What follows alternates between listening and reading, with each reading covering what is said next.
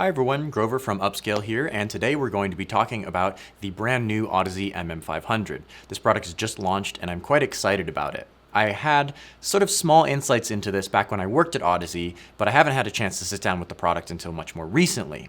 Now for those who are not familiar with the MM-500, here they are. Now MM-500 is a designation that if you're familiar with Audeze, you may not have heard before. And it stands for Manny Moroccan. Manny Moroccan is quite well known as a mix engineer for a variety of very popular artists, including Beyonce, and you may have heard of some of the work that he's put out in the past. Now, you'll be able to hear it in a very different way with the MM-500. As I mentioned, he's working with Audeze to help develop products. Now, the first of these is basically trickle-down technology from the LCD5. You may notice that it has the same form factor as the LCD5. It has the new headband and the new ring and cup arrangement. It's no longer using the wood of the LCD series. And he's also had a hand in tuning this directly. So for those who may remember my LCD5 video, or just in general have heard LCD5s, it's a fairly linear headphone. It's got that nice ear gain presence region that matches Harman pretty closely at 3 kilohertz, and then it rolls off in the treble and is pretty flat in the bass.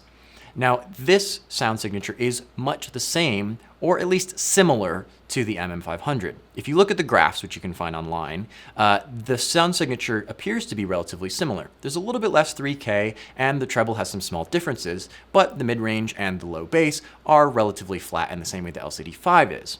Now, that's not to say that they sound the same, however. The MM-500, much like the LCD5, as I mentioned, has a slightly different ear pad, but these ones clamp a bit tighter than the LCD5, at least on my head and with this relatively new and not broken in pair. What this, for me, does is it creates a bit more of a seal and it creates the perception of a little bit more bass impact, a little bit more bass weight. Is it more in terms of something you might see on a frequency response graph? Not necessarily, but there's a sense of a greater impact and there's a sense of a little bit more slam to the bass. That's not to say that the LCD5 doesn't have greater clarity or greater snap to it. It is a faster and more detailed sounding headphone. Again, the MM-500 comes in at quite a bit less money than the LCD5. List price is $16.99. The MM-500 also has a little bit less, as I mentioned, in that 3K presence region. Now this kind of helps the headphone to sound a little bit more relaxed. Some people find the LCD5 to be a bit too forward in that region, although careful amp matching can kind of alleviate this if you do see it as a downside. The MM-500 to me is very balanced in that same way, and it does have a snappy 3K and a nice treble balance, but like I said, shaving off a little bit of that 3K has helped the headphone be just a little bit less upfront and forward. It's not quite as technical as the LCD5, but it is a very, very balanced presentation. And again, I find that that 3K region is actually fairly nicely tuned for my ears. This headphone has a very low impedance, around 14 to 16 ohms, and a relatively modest sensitivity. It's fairly high for planar magnetic, but it's not as high as, say, a dynamic headphone. This means that you want an amp that has a fair amount of current, but doesn't have to be super powerful in terms of the actual watts put out. Something that might work well with this, for example, is a Ferrum OOR. Again, if you're mixing, these headphones have been kind of tuned in by Manny Moroccan in addition to having some of those trickle-down benefits from the LCD5. So it's a very linear presentation. Combined with an amp like the OOR that is in itself very linear, I actually used that combination in my studio to mix for a while and found it really, really neutral, and I got great mixes out of it. I think another thing that I noticed about the MM-500s is with the slight changes from the LCD5 and actually the slightly lower amount of clarity and detail, which can sometimes be distractingly in your face with the LCD5. There's just so much detail going on.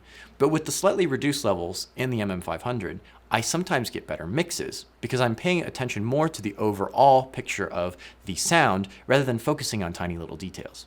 As an audiophile, of course, we love to focus on tiny little details, which is where the LCD5 is delightful.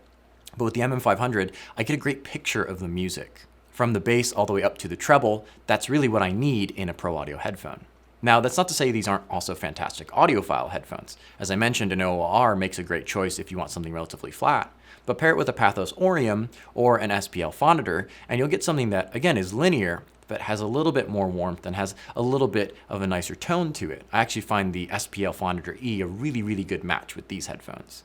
I also have to mention, again, that new design with the new headphone, with the new headband and with the new ear yokes and cups is much, much lighter. This is not like the sort of older classic Audeses. This is a very, very light, very svelte, very comfortable headphone.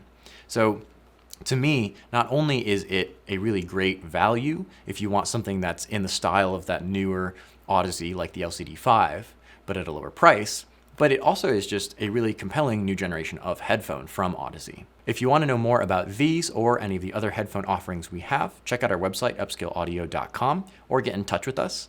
Grover Neville, and I'll see you next time.